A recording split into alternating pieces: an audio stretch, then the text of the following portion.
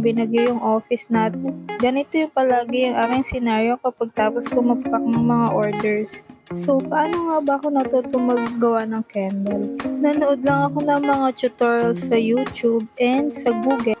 Sinearch and sinulat ko yung mga formula.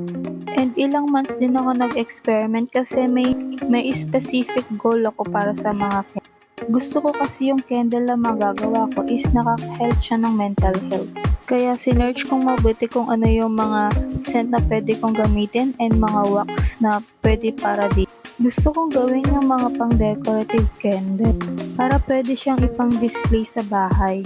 Kaya medyo naging matagal yung experiment ko kasi mas complicated gawin yung mga decorative candle compare sa mga glass candle.